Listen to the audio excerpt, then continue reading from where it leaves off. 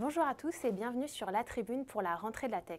Comment les nouvelles technologies, les nouveaux usages permettent de diminuer vos émissions de CO2? Qui sont les acteurs qui innovent au service de la transition écologique? Quels sont leurs défis? La crise a-t-elle été un accélérateur ou un coup de frein dans leurs ambitions? Pour répondre à ces questions, j'ai le plaisir d'accueillir 3 invités issus du monde des startups, des grands groupes et des collectivités.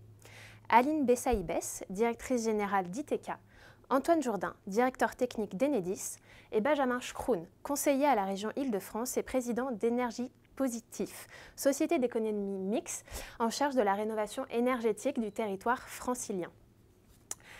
Alors Aline, ITK se présente comme le spécialiste de l'agri-intelligence. Qu'est-ce que ça veut dire au juste ? Alors je présente déjà ITK, nous sommes une entreprise de 120 personnes, montpelliéraine et rennaise. Tout simplement, on fait des services au profit de tous les acteurs de la chaîne de valeur agricole. Et pour faire simple, on a des services qui permettent à l'agriculteur de décider quand est-ce qu'il faut planter, quelle variété, quand est-ce qu'il faut l'irriguer, quand est-ce qu'il faut la fertiliser, de combien, est-ce qu'on a besoin de la traiter. On prédit aussi les rendements.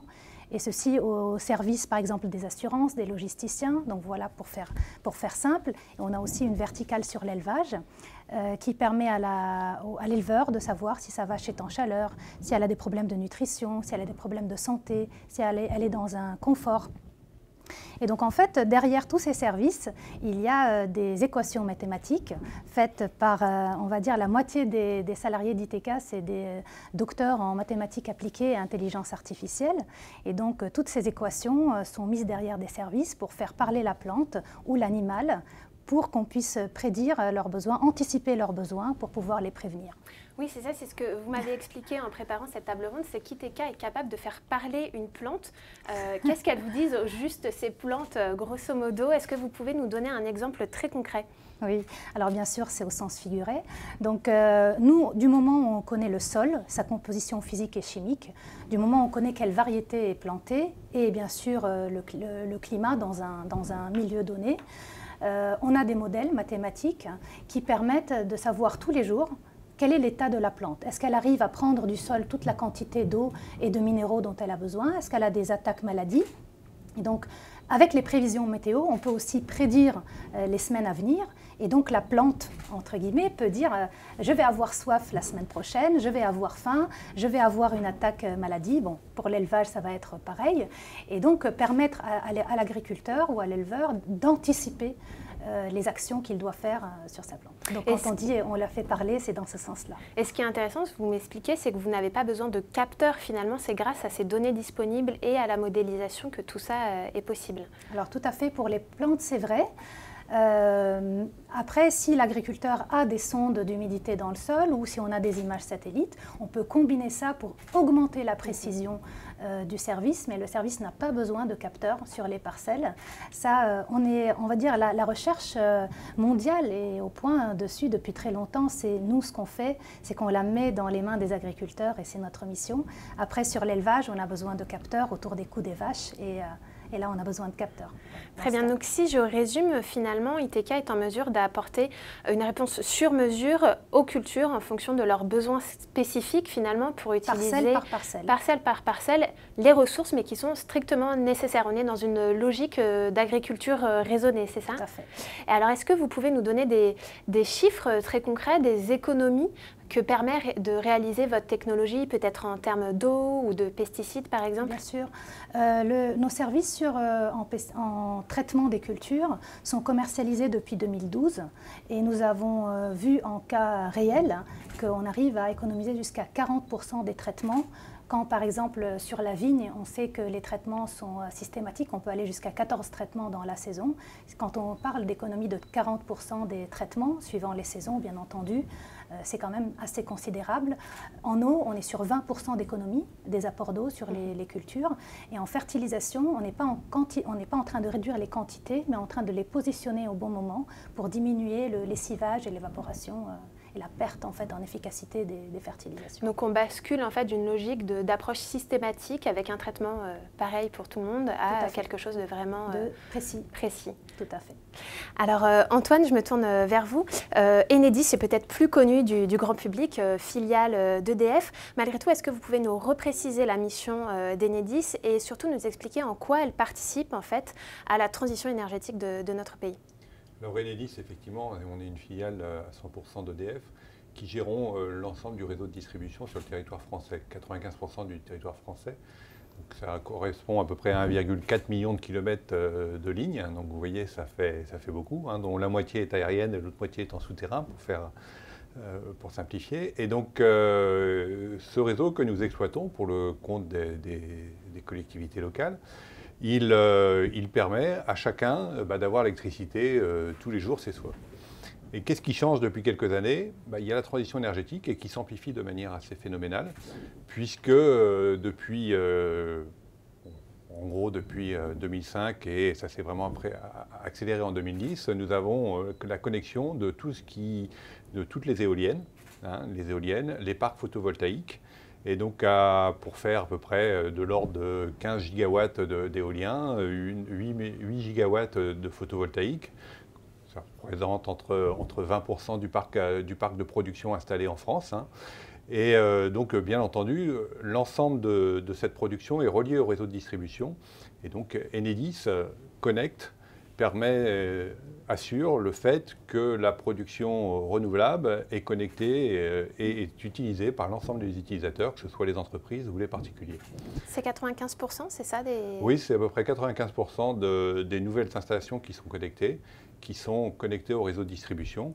Et il y a beaucoup de particuliers aussi. On a 450 000 particuliers qui ont des installations de petite taille, dont à peu près 80 000 sont en autoproduction, c'est-à-dire que ce sont des gens qui ont mis des panneaux photovoltaïques sur leur toit ou dans leur jardin et qui consomment eux-mêmes l'électricité. Et depuis 1 an, 2 ans maintenant, 85% des nouvelles installations sont vraiment en autoproduction.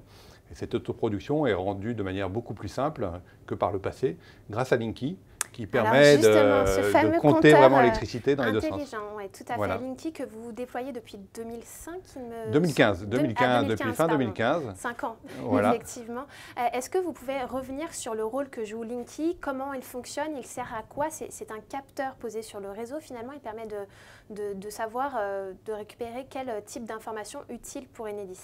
Alors, Linky, c'est un compteur communicant intelligent qu'on pose chez chacun de nos clients, des particuliers et des petites entreprises, qui permet à chacun d'avoir ses données, ses propres données, hein, qui sont ces données de consommation, qui sont sécurisées via des protocoles qui sont passés en revue par l'ANSSI, hein, l'agence qui surveille la cybersécurité sur l'ensemble des données. Donc, il permet déjà à chaque personne d'avoir ces données. Et donc, si les gens veulent faire des économies, veulent changer leur comportement, eh bien, grâce à Linky, ils peuvent voir ce qui se passe chez eux, alors que par le passé, soit ils étaient vraiment fanats de ce qui se passait dans leur consommation électrique, donc ils avaient un petit carnet et toutes les heures, ils notaient leur consommation, soit une fois par an ou 2 fois par an, ils avaient un relevé, hein, de la part d'Enedis. Donc maintenant, grâce à ces courbes de charge, hein, qui sont accessibles via des applications, ils peuvent vraiment suivre l'ensemble de leurs données et donc agir sur leur comportement pour réduire leur consommation. Et puis, Linky, c'est aussi un objet qui permet de suivre pour nous un capteur sur le réseau qui nous permet quand il y a une panne qui va arriver chez un client, il y a des chutes où il y a des hausses de tension. Et donc, ça nous permet, on commence déjà à les dépanner certains clients avant même que la panne arrive. Donc, on les appelle, on dit, est-ce que vous n'avez pas eu des lumières qui ont flanché, ce genre de choses, et on vient vous resserrer votre installation. Donc, c'est un capteur aussi qui nous permet de nous projeter vers des choses beaucoup plus modernes. D'être davantage dans la prédiction, finalement, anticiper la panne plutôt que réparer une fois qu'elle voilà, c'est ce qu'on essaye de faire. Alors bien entendu, on n'est pas des magiciens et quand un arbre tombera sur une ligne, Linky, pas Linky, ça ne changera pas grand-chose, mais il y a, bien entendu, mais pour une part importante, ça nous permet quand même de faire de la prédiction de panne, enfin de la prédiction de vieillissement. Et puis, de mieux vous organiser en amont, peut-être. Voilà, tout à fait, de pouvoir dépanner en amont. Et puis surtout, Ça nous permet aussi, avec toute l'électricité renouvelable qui est injectée sur le réseau, il y a aussi la transition énergétique, c'est le véhicule électrique. Le véhicule électrique est une nouvelle source de consommation. Et le réseau électrique doit toujours être équilibré en permanence. Et donc d'avoir les profils de consommation, les profils et les profils de production nous permettent d'ajuster l'ensemble du réseau en temps réel. Et donc c'est vraiment pour nous une brique essentielle de la transition énergétique, puisqu'elle nous permet de voir ce qui se passait sur le réseau de manière globale, sachant que bien entendu, les données de chaque personne sont sa propriété et nous n'y avons pas accès. Oui, parce qu'il y a eu pas mal de polémiques autour de je le reprécise, non mais je le reprécise parce que c'est important et nous y sommes très sensibles parce que nous sommes contrôlés de manière très stricte parce que c'est un sujet qui est très important pour l'ensemble de nos concitoyens et nous y sommes très vigilants. Vous avez dit un autre mot-clé, temps réel. L'idée avec Linky et la numérisation de vos services, c'est de basculer dans une logique de temps réel ou presque. Pourquoi c'est déterminant aujourd'hui, notamment avec les énergies renouvelables? Bien, les énergies renouvelables sont intermittentes. C'est-à-dire que quand il n'y a pas de vent, il y a moins d'énergie qui viennent des éoliennes. Quand il n'y a pas de soleil, de même, en particulier la nuit. Alors il y a des choses qu'on connaît à l'avance, qui ne sont pas bien compliquées. On connaît l'heure du coucher du soleil et donc on est capable d'avoir des modèles qui permettent de voir l'ensoleillement. Mais par contre, le passage des nuages quand on n'est pas en ciel très bleu ou ce genre de choses, eh bien on a des modèles qui nous permettent de surveiller la luminosité du ciel et donc d'ajuster la production et la consommation en temps réel, puisqu'il faut que les deux soient bien reliés. Donc le temps réel nous permet de progressivement, par rapport à tout à l'heure, je vous ai dit que par le passé, on avait 1 ou 2 relevés par an. Donc maintenant, on a des courbes, on est capable de suivre de manière beaucoup plus fine ce qui se passe sur le réseau de distribution. Et je pense que dans l'avenir, ça va continuer à s'améliorer aussi. Ce qui est clé, si les énergies renouvelables sont amenées à prendre une part de plus importante dans ce réseau de distribution. C'est effectivement un point qui est majeur, c'est que jusqu'à présent, on est plutôt, suivant les journées, on est entre 5 ou 20% de production renouvelable. Et dans l'avenir, avec la PPE qui a été votée l'année dernière et qui est amplifiée par le plan de relance, on devrait multiplier par 4 la production photovoltaïque, par 2 la production éolienne. Et donc à partir du moment où on augmente de manière très sensible la proportion de renouvelables sur le réseau, eh bien, ce qui était un peu marginal et donc passait sans trop se voir, va devenir essentiel et devenir majeur dans le réseau électrique. Et donc à ce moment-là, il faut absolument qu'on le pilote au plus près. Donc on a un peu de temps pour aussi continuer à numériser l'ensemble de notre réseau pour s'assurer que ces capteurs fonctionnent bien.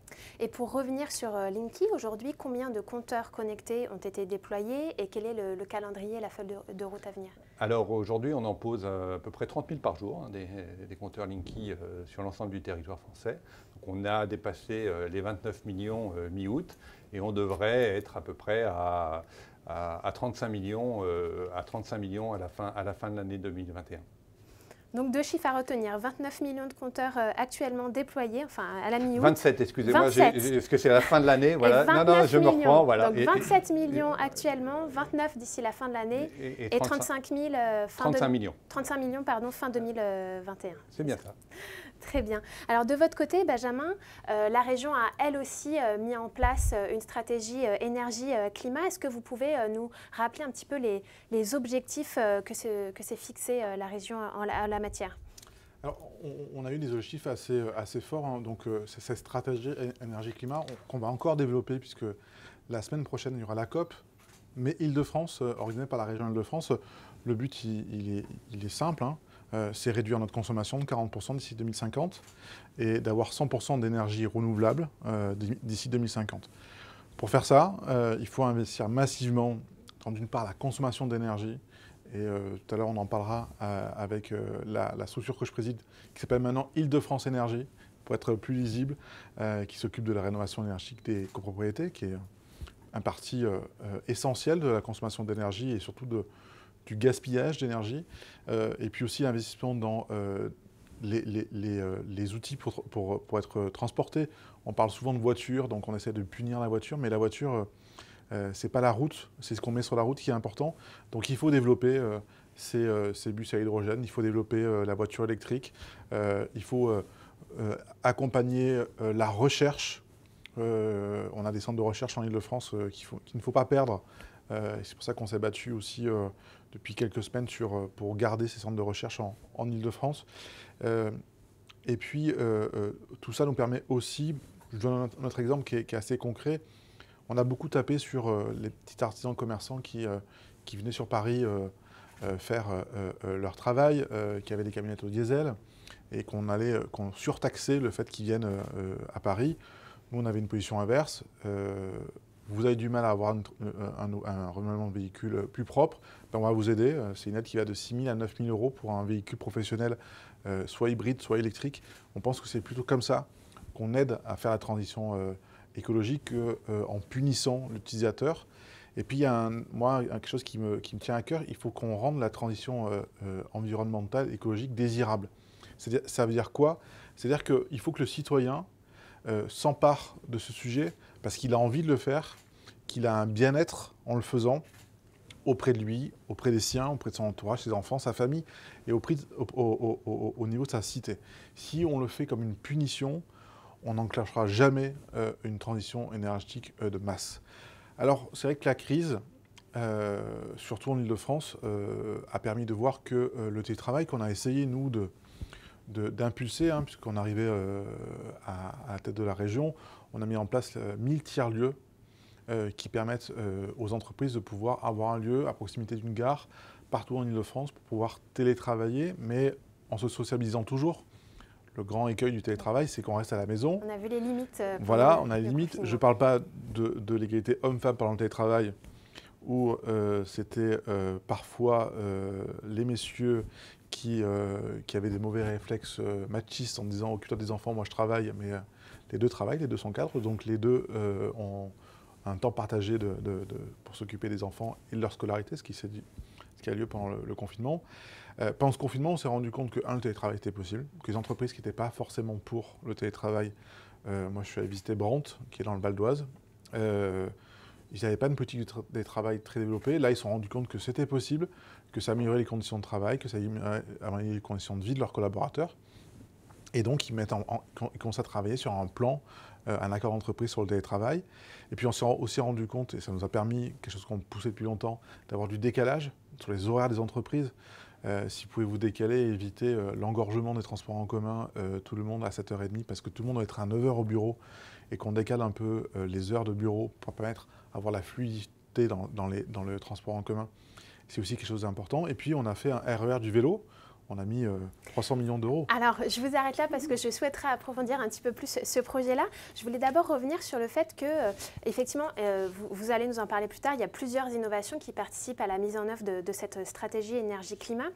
Vous avez notamment mis en place une aide dédiée à l'innovation, InnovUp. Est-ce qu'on peut en savoir un petit peu plus, faire le point sur InnovUp? À qui ça s'adresse? Qu'est-ce que ça permet de faire? Alors, InnovUp, ça permet de faire beaucoup de choses. Vous savez que la région Île-de-France a la loi NOTRe, la fameuse loi qu'il y a eu en 2014. La région est l'acteur de l'accompagnement de développement économique sur le territoire. Donc, on a mis en place beaucoup d'aides. Vous avez TPUP pour les TPE, PMUP pour les PME et InnovUp pour les entreprises innovantes. Ça va aller de les accompagner à avoir un stand au CES de Las Vegas pour présenter une innovation, à faire par exemple un prototype ou développer des brevets. L'aide va jusqu'à 1 million d'euros, donc c'est assez conséquent sur des projets d'ampleur.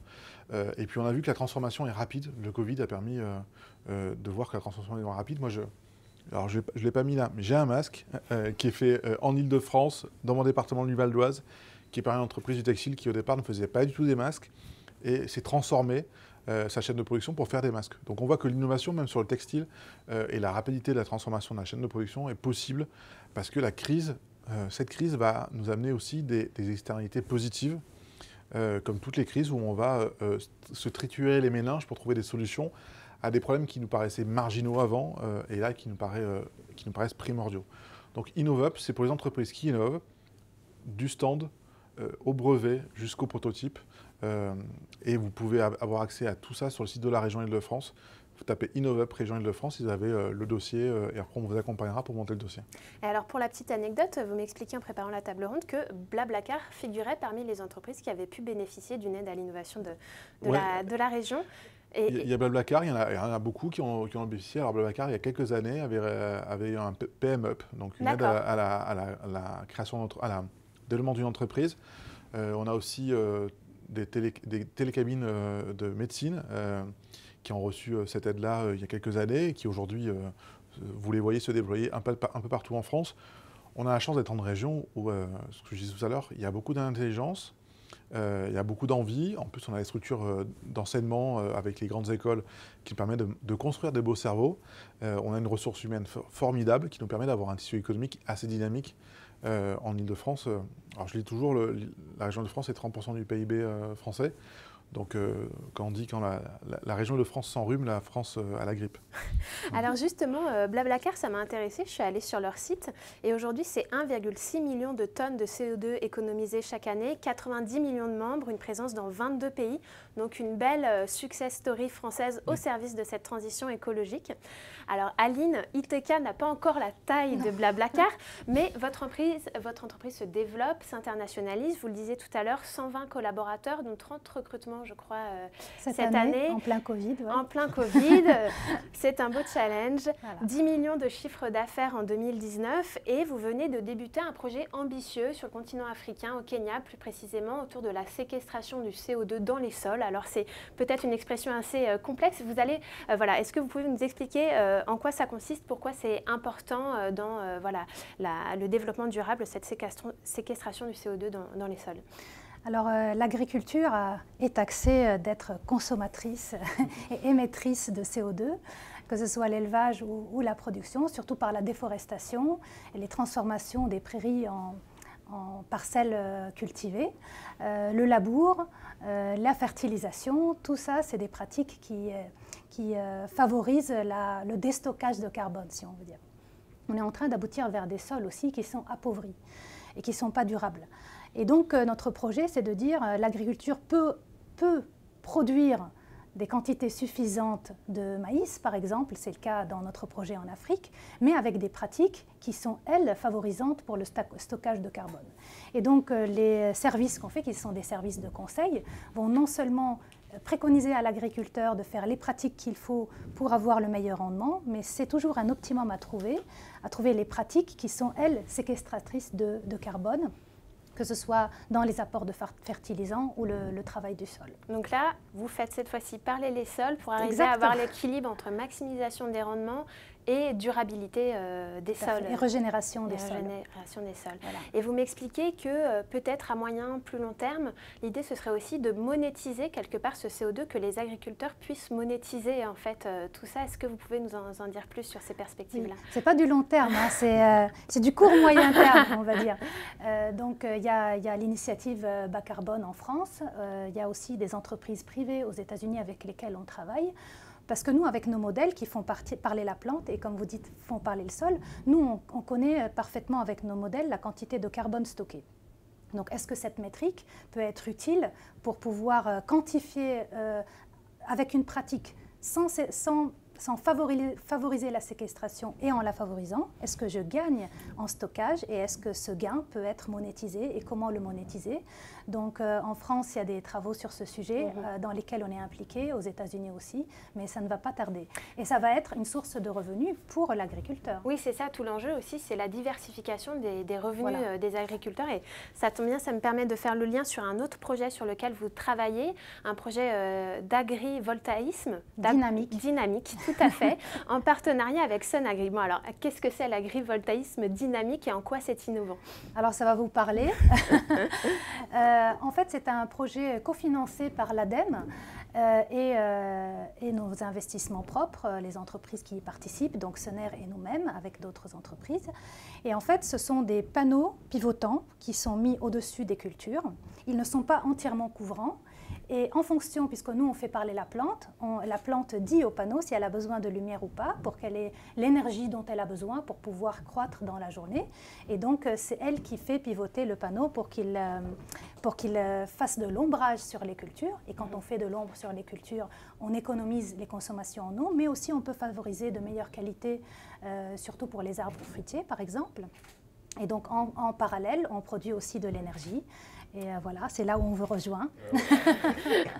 Que les agriculteurs peuvent revendre pour diversifier leurs revenus. Est-ce que vous pouvez nous en dire plus? Est-ce que ce projet est déjà, cette technologie est commercialisée en cours? Alors ce projet est très avancé puisqu'on vient de finir avec notre partenaire Soner toute une phase de démonstrateur.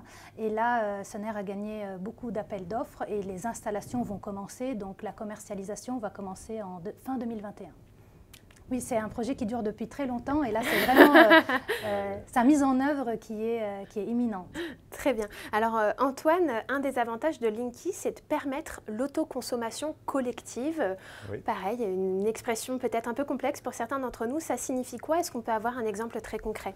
Oui, alors il y a tout d'abord l'autoconsommation individuelle. Hein. Vous avez des panneaux sur votre toit et donc avec Linky, vous n'avez aucune installation particulière à faire. Il y a simplement un compteur qui est capable de compter les flux dans les deux sens. Et donc, donc ça simplifie beaucoup la vie.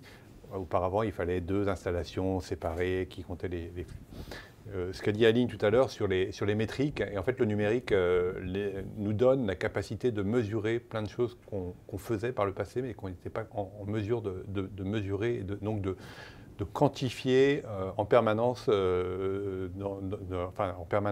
nos process industriels. Et en fait, avec Linky, sur l'autoconsommation collective, les métriques nous permettent, par exemple, si dans votre copropriété, vous décidez dans votre immeuble de mettre des panneaux photovoltaïques sur le toit, peut-être que pour vous répartir cette énergie photovoltaïque sur vos factures, avec Linky, on est capable de faire le bilan et donc d'avoir toutes les métriques, de savoir ce que chacun consomme à quel moment, si bien entendu ils veulent y participer, et donc d'allouer sur la facture d'un tel ou d'un tel la partie autoconsommée qui vient des panneaux qui sont collectifs sur le toit de l'immeuble. Donc Linky nous permet de faire ça assez simplement. Et donc par exemple, si vous êtes en vacances, vous dites que vous n'allez pas consommer l'électricité photovoltaïque puisque vous n'êtes pas là. Et donc ça peut être un autre copropriétaire qui peut en bénéficier ou un autre colocataire. Et donc le fait d'avoir les métriques et d'être capable de faire les bilans d'énergie de chacun nous permet d'allouer la consommation de l'un ou l'autre. Et ça, on le fait aussi avec certaines communes qui mettent des panneaux photovoltaïques. C'est souvent avec des panneaux photovoltaïques sur des bâtiments de sport ou des bâtiments communaux et qui nous demandent de la consommer dans un autre bâtiment. Et donc, plutôt que de tirer un réseau en parallèle qui n'aurait aucun sens, on est capable de faire l'ensemble des bilans pour être sûr que la collectivité sait exactement sa part d'électricité autoconsommée, puisqu'on va de plus en plus vers des collectivités, des citoyens qui veulent une neutralité carbone totale et donc une autoconsommation au maximum d'électricité renouvelable.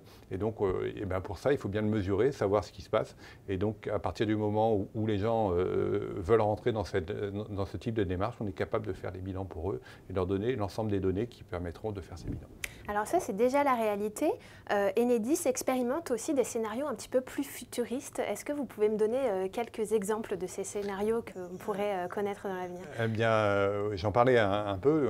Avec effectivement les scénarios 2050, neutralité carbone, on voit bien qu'on imagine, nous, que même avec la PPE, j'ai parlé de multiplier par 4 la production de photovoltaïque et par 2 la production d'éolien. Et donc, on peut imaginer qu'aux alentours de 2030, on verra exactement quelle sera l'année, mais il y a des périodes dans la journée, sur l'ensemble du territoire français, où on produira plus de renouvelables qu'on en consomme. Et donc l'électricité, soit on aura probablement des stockages qui seront développés à ce moment-là, des systèmes de surconsommation pour pouvoir faire des effacements ou des flexibilités, ce qu'on appelle. Et donc il faudra ajuster le réseau en permanence à cet horizon-là. Et si on comprend bien qu'en été, entre 10h et 16h, ça peut être le cas, on voit bien que pendant la nuit, ce ne sera pas le cas. Et donc, il faudra bien être capable d'ajuster la consommation, donc soit en stockant, soit en trouvant d'autres systèmes pour que nos concitoyens et l'ensemble des personnes puissent bénéficier des services d'électricité. Et aujourd'hui, on en est au début, on en est au tout début, même s'il y a des journées où on arrive à 20-25% de production renouvelable. C'est encore relativement faible dans le mix. Et dans une dizaine d'années, il y aura des journées où ce sera complètement d'électricité renouvelable. Et puis si on arrive vraiment en 2050 à la neutralité carbone, eh bien, on a encore plein de choses à inventer pour arriver à faire tout ça aussi. Alors un autre enjeu, si vous en avez parlé tout à l'heure, c'est la mobilité électrique, oui, avec le maillage en fait, du territoire de bornes de recharge électrique qu'il va falloir raccorder au réseau. On se projette sur combien de millions de véhicules électriques Alors aujourd'hui, on a à peu près 350 000 véhicules électriques qui circulent en France. Et l'objectif de la PPE, l'ordre de grandeur, en 2028, c'est autour de 5 millions. Donc il va y avoir une croissance assez forte. Donc aujourd'hui, sur la voie publique, on a à peu près 30 000 bornes. 30 000 bornes de recharge de voitures électriques sur la voie publique. Et à cet horizon-là, 5 millions, donc ça fait à peu près 500 000 bornes. Donc il y a un gros travail de connexion de ces bornes, de les mettre aux meilleurs endroits pour que ça coûte le moins cher pour tout le monde, puisque autant les mettre aux endroits où le réseau est dimensionné pour le faire. Et puis on a des projets avec les autoroutes, avec certaines grandes régions, enfin la plupart des grandes régions, et bien entendu l'Île-de-France. Vous faites justement le lien, tout à fait. Pour ajuster les bornes de recharge rapide, et puis avec nos amis de RTE aussi, enfin l'ensemble de la filière est concerné pour s'assurer que nos concitoyens utiliseront de manière le plus simple possible leur voiture électrique en pouvant les recharger et sûr qu'ils puissent aller à bon port sur les trajets qu'ils souhaitent faire. Alors Benjamin, la mobilité, c'est aussi un axe clé dans la stratégie énergie-climat de la région. Quelles solutions innovantes vous favorisez dans cette optique? Vous avez parlé de l'hydrogène tout à l'heure, aussi du RERV, le RER du vélo ou de Véligo qui a été lancé il y a un an. Est-ce que vous pouvez revenir sur ces points-là? Alors, pour faire la transition, la région Île-de-France, aujourd'hui, on va mettre 4 millions d'euros par an sur la table pour l'installation de bornes. L'idée, c'est qu'on a un objectif qu'en 2023, on ait 12 000 bornes sur l'ensemble du territoire français. Ça fait partie des axes forts de la région. Vous parlez du RERV, le RER vélo, Véligo. Vous avez vu, la présidente l'a annoncé ce matin ou hier, que fort du succès de Véligo, on va doubler l'offre de Véligo. Véligo, c'est quoi? C'est un vélo électrique qu'on peut louer. C'est un formidable succès. On voit qu'il y a une vraie appétence. Alors aussi, ça a un effet, on voit l'effet Covid, le besoin aussi de mobilité et d'être autonome dans la mobilité propre. Et ça, c'est quelque chose d'assez remarquable. On a aussi, je disais tout à l'heure, rendre désirable le développement durable. C'est aussi, on a mis en place un budget participatif de 100 millions d'euros où on peut déposer des dossiers jusqu'au 14 octobre. On va pouvoir poser des dossiers, puis après voter pour les dossiers qu'on veut voir naître.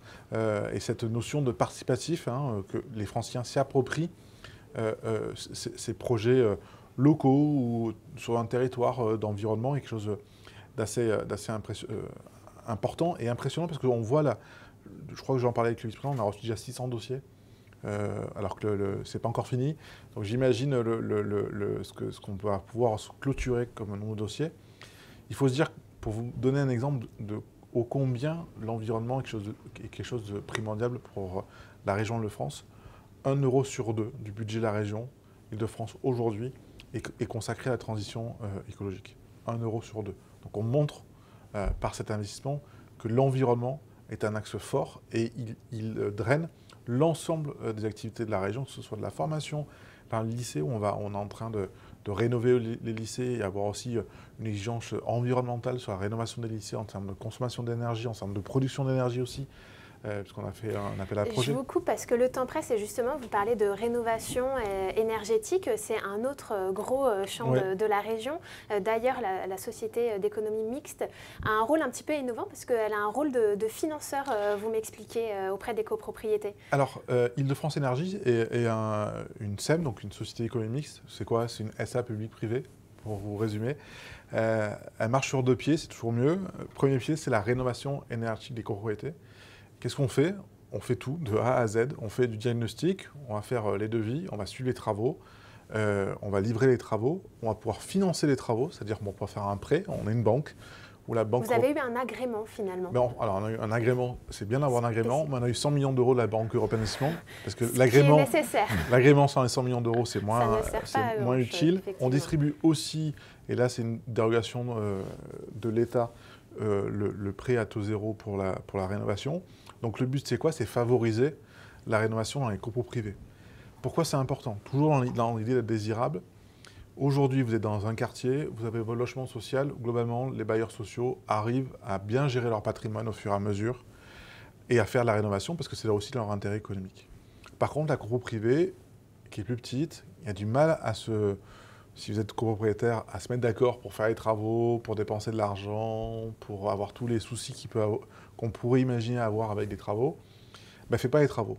Ce qui fait qu'à la fin, la copro privée se dégrade lourdement. Et à côté, vous avez le logement social qui est bien entretenu et vous ne voyez plus la différence. Et vous perdez en gros entre 10 et 15% de la valeur verte. C'est-à-dire que si vous faites une vraie politique de rénovation énergétique dans votre copropriété, vous gagnez 15% à la revente. Et puis vous gagnez en bien-être. Vous êtes mieux chauffé, vous avez plus chaud l'hiver, plus frais l'été, vous avez une meilleure circulation de l'air. Aujourd'hui, c'est quelque chose d'important. Et vous avez un meilleur confort de vie. Et donc, grâce à Île-de-France Énergie, on peut vous accompagner dans vos projets de rénovation de votre copro avec, en général, au moins 50% d'économie d'énergie. Et l'objectif, je crois que c'est 1 million de... L'objectif, à terme, c'est... À très long terme. Il y a 1 million aujourd'hui de logements concernés considérés comme passoires énergétiques, sans oublier la précarité énergétique où des gens n'arrivent plus à payer leurs factures à la fin parce que la dispersion d'énergie fait que vous consommez trop. Alors une dernière question courte pour réponse courte parce qu'on arrive à la fin de cette table ronde. Effectivement, ça passe vite. Le plan de relance a été annoncé en fin de semaine dernière par Jean Castex. Qu'est-ce que vous en pensez? Est-ce que vous êtes satisfait, confiant dans ce plan de relance? Une petite, voilà, je commence par vous, Aline, en tant que start-up. Satisfait, satisfaisant et surtout attendu. Alors nous, on a des expériences passées avec ce type de financement. Bon, ce n'était pas des financements de crise, où il y avait un manque de clarté, une lenteur dans le suivi. Donc moi, ce que j'attends de ce plan, c'est une exécution claire des règles d'exécution, une rapidité, parce que c'est maintenant que les entreprises ont besoin de cet argent. Antoine, un petit mot très rapide. Oui, ce plan, il a vraiment réaffirmé que la transition énergétique et écologique était au cœur du projet du gouvernement. Et nous, Enedis, on est complètement axé sur cette stratégie, aider et bénéficier, aider l'ensemble de nos concitoyens et des entreprises à développer cette transition écologique et énergétique. Et le réseau de distribution permettra de faire tous les usages. Donc on est très content, ça continue cette dynamique et on n'avait pas de doute, mais c'est réaffirmé, c'est parfait. Et Benjamin, vous avez vous-même à la région lancé votre propre plan de relance. Oui, on a fait un plan d'1,3 milliard à consommer en 2020.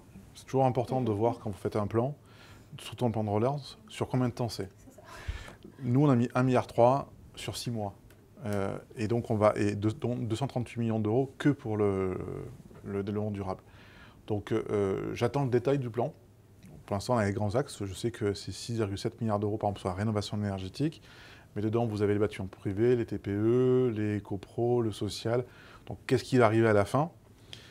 Et parfois, en fin de compte, il y a des règles toutes bêtes qui permettent de faciliter la vie des gens. Je vous donne un exemple concret. Quand vous faites des travaux pour votre logement pour la rénovation énergétique, en copro, vous votez en assemblée générale, ce qui n'est pas trop évident, il faut mettre le monde d'accord, etc. Vous votez. Le jour où vous votez un budget avec les aides de l'État de la santé. Vous faites 6 mois, 8 mois après vos travaux, ces aides n'existent plus, et donc les gens font pas les travaux. Juste si on pouvait bloquer les aides au jour du vote de l'Assemblée générale et du budget, on accélérerait la transition énergétique sur ces domaines-là sans mettre d'argent. Alors si on fait les deux, je pense qu'on va arriver à nos millions de logements faits en Île-de-France. Très bien, écoutez, merci à tous les trois d'avoir été présents sur le plateau de La Tribune. Merci à vous qui nous suivez depuis latribune.fr. Dans un instant, vous retrouvez Anaïs Chérif qui parlera santé et tech. On se retrouve à très bientôt sur La Tribune.